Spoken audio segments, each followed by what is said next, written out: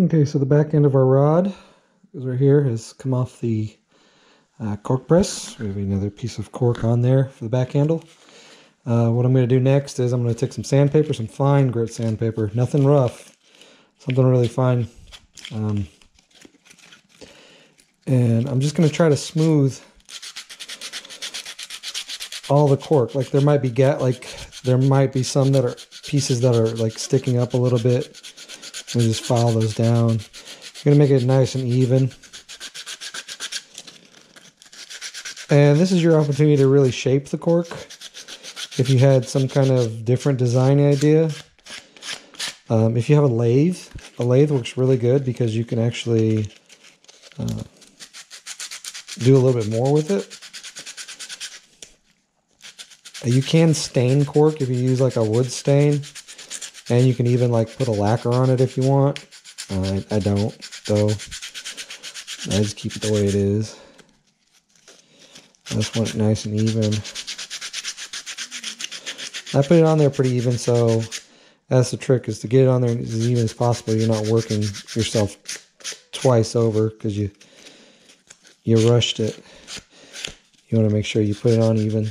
That's the cork press is your opportunity to put it on as even as possible.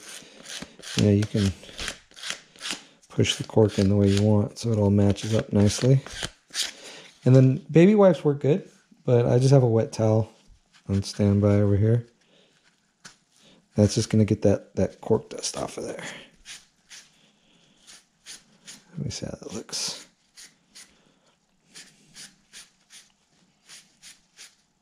A lacquer would do really nice, actually, would make that look really good. But I normally just leave it like that.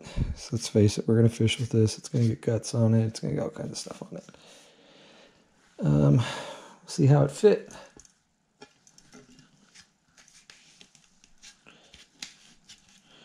That's a perfect fit. We can actually epoxy this piece on. It's good to go. Pretty even. So I'm going to use the same epoxy I used to press it. And this will apply to all sections. You're going to do all sections the same way. The only section that's going to be different will be the reel seat. I'll go over the reel seat once this piece is on. I'll sand this off camera, but I'll show you a pull in a minute that I did when I had a lathe, so you can see what you can do with it. And again, I'm just using an old stick that I had. Old chopsticks work too. If you've got old chopsticks, you can use those. But these little brushes, you get them at the dollar store or the Dollar Tree or Walmart. They're like usually in the kids section. You get them in a big pack. And this is what I use. I've seen people using really expensive brushes for epoxy. It blows my mind. Because that epoxy just ruins the brush. There's no getting epoxy out of a brush.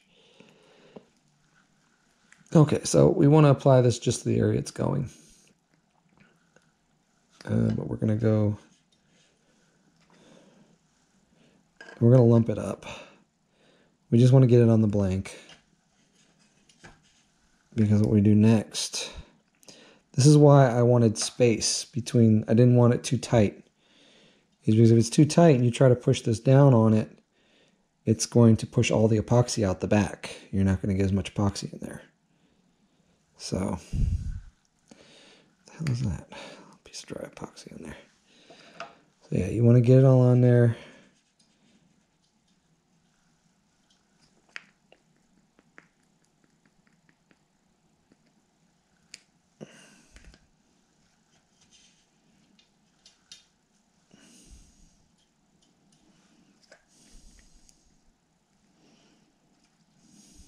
There we go. It's probably just enough. So when we push this on here, we want to twist as we push. And you can see what happens. You get a little bit of epoxy on the ends here, right? But you want to roll it as far as you're supposed to roll it. You can start twisting.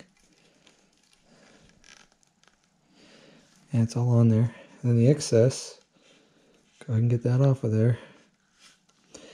And if it's too tight, you're not going to get any epoxy in there. It's going to push it all at the back. So you want to make sure it's not too tight.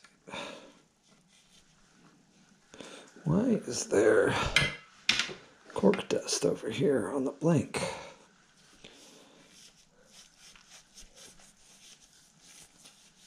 Make sure we get all that off of there. So we left space here at the bottom. This is for our butt cap. I have those in the mail. They're not here yet. I hope they get here sometime this week, but I think the post office is shutting off because of the weather. So I may use a butt cap that I already have. I'd like to use the ones I ordered, but it is what it is if I don't get it. What was that? Epoxy. Okay, so I'll get to the rest of this and I'll show you what to do next.